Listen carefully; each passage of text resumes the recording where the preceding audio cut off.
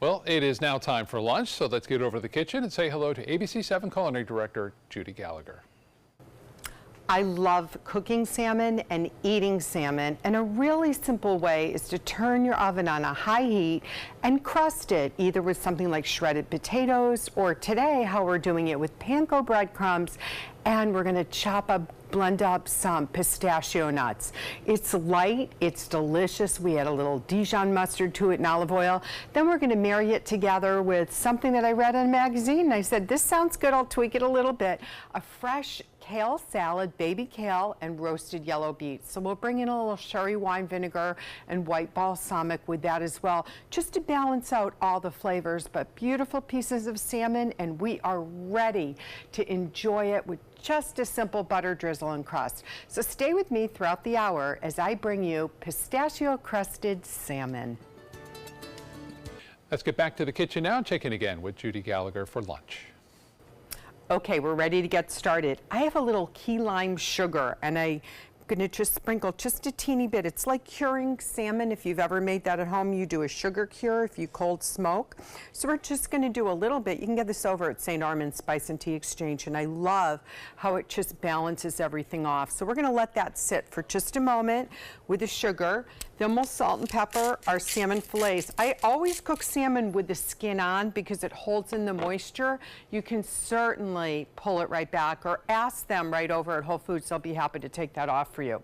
So now the next thing we're going to do is, I've already ground up pistachio nuts. So what I'm going to do is I'm going to just put them in a bowl with panko breadcrumbs. And you want the unseasoned type because we're going to season them ourselves. So we're just going to kind of toss that around a little bit with our hands. And this topping is so good. It's going to last about a week if you don't put the butter with it right away. So you can put some in a little baggie, and you can crust a turkey tenderloin or several different types of fish by doing this. So I have a little butter. I drizzled a little butter in the bottom of the pan as well. And now we're going to put the rest of the butter, about 1/4 of a stick to 1/3 of a stick right in here. Toss it up with the seasoning. How easy is this, right? So we're going to take those salmon fillets, skin on, and we're going to place them skin side down. The oven temperature is set at 400 degrees.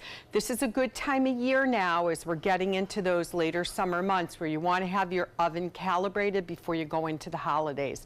So you just want to have somebody, you can either look online how to do it yourself. I always have somebody come. It's worth a visit. Since I have 3 ovens, I want everything calibrated, ready to go.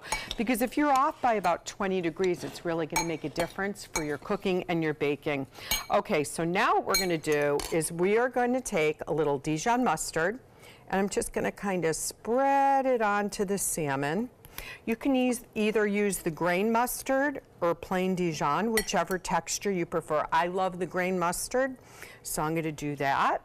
Then I'm going to take a squeeze of lemon, and then I'm going to just top this, and I'm going to just kind of pat it down a little bit. I mean, how easy is this, right? So this is going to go in an oven, I would say about the size of these fillets, about 12 minutes at a high heat, and it's going to bake beautifully. We'll take that out when it's a perfect medium rare to medium. When we come back, I'll be tossing up the kale salad with some baby beets. All right, back to the kitchen now. Check in again with Judi Gallagher. So the salmon's in the oven. It probably has about 4 minutes left, and it will come out, and it'll be crusty on top and nice and brown, but the salmon itself stays so moist. This is your go-to dish that you can just whip up so easily when you get home from work. It's not going to take a lot of stress. So I have about 1 tablespoon of the mustard that I used as the base on the salmon. So just to marry these flavors together, I'm going to give that a little stir with some olive oil, and I'm going to keep checking the flavor to make sure that we are getting it right. A little white wine vinegar is going to be the trick, and just a splash of sherry wine vinegar as well. And then I'm going to add a little basil rosemary salt just to bring a finesse, because the salmon is so light in itself. We don't want to, what I say, overburden, meaning I don't want to over-season. Fish is just so delicate, and I want to be able to respect that. This tastes so good, trust me, just like this. Amazing. So we have our dressing. We're going to toss it in. I am going to sprinkle, again, just a little bit of that key lime sugar that we used. Let me grab a different fork, and we're going to just toss this up. And then this is just going to make a lovely side dish that we'll use with the yellow beets. And by all means, you could use, if you don't like beets, you can certainly use some grilled carrots and different vegetables like that. So my bowl's a little full because I'm tossing it everywhere. But you see the basic content of this beautiful salad. And then here come the beets. We're going to add the beets towards the end. So the greens have been totally dressed. And the beets will just pick up a little bit of that flavor as we go ahead. There we go. Oh, I love this. It's light and it's simple. So here's the piece I just took out of the oven. So you can see perfectly browned, really flavorful, lots of crunch to it, but yet so delicate in the salmon as it is. So we'll just put some kale, baby kale salad like that, and some roasted beets. And again, these beets you can do the night before, and they can even wait out on the counter. Just take them out of the aluminum foil. I always roast my beets whole with aluminum foil. So there we have it. When we come back, we'll be ready for a bite.